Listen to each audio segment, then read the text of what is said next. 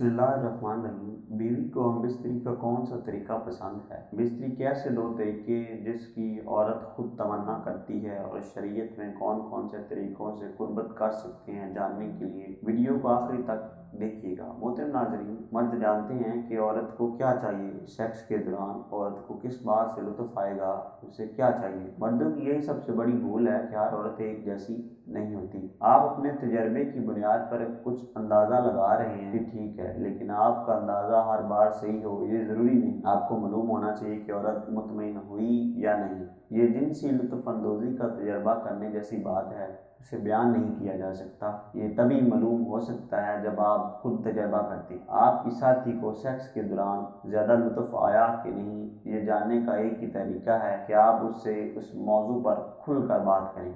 आपस में ताल्लुकात इतना बेहतर हो कि वो खुलकर अपने जज्बात और ख्वाहिशात का इजहार कर सके। आप अपने साथी को इस बात का यकीन दिला सकें कि ये सेक्स सिर्फ आपकी खुशी के लिए नहीं है, बल्कि साथी की खुशी भी बहुत अहम है। ज़्यादातर लोग सोचते हैं कि सेक्स के दौरान चुप रहना चाहिए। हकीकत कुछ मुख्तलिफ है। जब तक आप पार्टनर के साथ बातचीत नहीं करेंगे तो आपको कैसा पता चलेगा कि आपके साथी को क्या करना है। सेक्स की लुत्फ़अंदोज़ी के लिए अगर आपका साथी आज़ादाना तौर पर नहीं बोलता या जिनसी खुशी के लिए अपनी ख्वाहिशात का इज़हार नहीं करता तो आपको जोश कैसे आएगा। आप अपने साथी से खुले तौर पर पूछें, आप क्या चाहते हैं, आप क्या पसंद करते हैं। उस पर खुलकर बात करना बहुत अहम है। मियाँ बीवी खड़े होकर, लेट कर, बैठ कर, औरत को अपने ऊपर लेटा कर या औरत के ऊपर लेट कर तमाम तरीकों से शरीयत मुतहरा के अंदर कुर्बत करना जायज़ है या नहीं। मोहतरम नाज़रीन, पैदाइश के बाद जब कोई जवानी की दहलीज पर कदम रखता है तो उसे फितरी सुकून हासिल करने के लिए एक शरीके हयात की ज़रूरत पेश आती है। सलाम ने शरीके हयात बनाने के लिए निकाह का पाकीज़ा निज़ाम पेश किया है।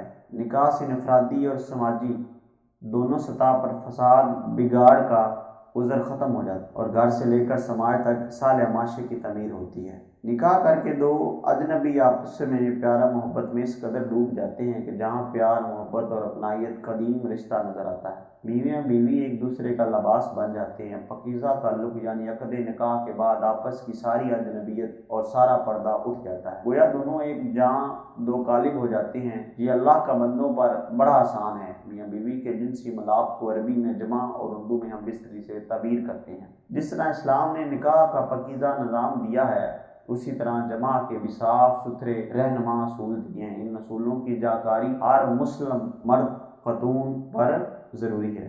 सतूर ज़ैल में जमा का तरीका, इससे मुतल्लिक़ आदाब व मसाइल बयान कर रहा हूँ। यहूदियों का ख्याल था कि बीवी की अगली शर्मगाह में पीछे से जमा करने से लड़का बेंगा पैदा होगा। अल्लाह ने इसके ख्याल की तरदीद करते हुए फरमाया, तुम्हारी बीवियाँ तुम्हारी खेती हैं, लिहाजा तुम अपनी खेतियों में जिधर से चाहो आओ। आयत का मतलब यह है कि बीवी की अगली शर्मगाह में जिस तरह से चाहें जमा कर सकती हैं। शौहर के लिए बीवी की अगली शर्मगाह ही हलाल है और पिछली शर्मगाह में वती करना हराम है। याद रहे, बीवी से इस्लामी तरीके से जमा करना भी बाइसे सवाब है। नबी सल्लल्लाहु अलैहि वसल्लम का फरमान है, और बीवी से जमा करते हुए तुम्हारे अज़ू में सदका है। सहाबा कराम ने पूछा, ए अल्लाह के प्यारे रसूल सल्लल्लाहु अलैहि वसल्लम, हम में से कोई अपनी ख्वाहिश पूरी करता है तो क्या उसमें भी अजर मिलता है? आप सल्लल्लाहु अलैहि वसल्लम ने फरमाया, बताओ, अगर वो ये ख्वाहिश हराम जगह पूरी करता है तो क्या उस पर गुनाह होता है? इसी तरह जब वो उसे हलाल जगह पूरी करता है तो उसके लिए अजर है। नाज़रीन, कुरान और हदीस में ऐसे तरीके बयान किए गए हैं जिन दोनों तरीकों से मर्द अपनी बीवी से कुर्बत करेगा तो मर्द को खूब लज्जत हासिल होगी और औरत को भी तस्कीन होगी। अल्लाह पाक ने मर्द और औरत को मुकम्मल तौर पर इख्तियार दिया है कि वो दोनों एक दूसरे से मुकम्मल तौर पर अपने जिस्म से फ़ायदा हासिल कर सकते हैं। गलत तरीका यानी दबर में नहीं कर सकते, यानी पीछे के मकाम में नहीं कर सकते, क्योंकि उसकी ममनात आई है। ममनात से क्या मतलब है? अल्लाह रब्बुल इज़्ज़त ने कौम लूत पर इसलिए अजाब नाज़िल किया था क्योंकि वो दबर में करते थे, यानी पीछे के मकाम से कुर्बत करते थे। औरतों के साथी और मर्दों के साथी क्या करते थे?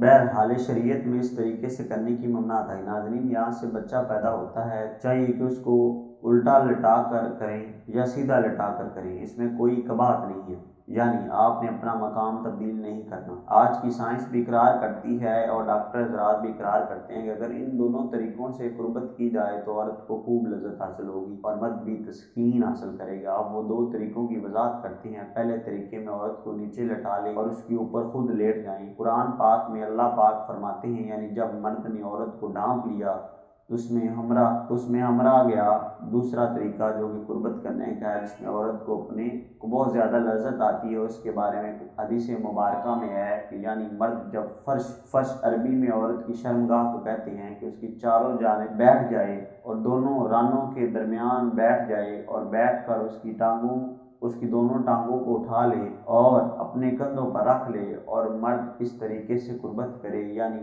مرد یا فرش کے چاروں جانب بیٹھ جائے، پھر عورت کو تھوڑی سی مشقت ہوگی۔ یہ حدیث کے الفاظ ہیں، تو اس طریقے سے قربت کر سکتے ہیں۔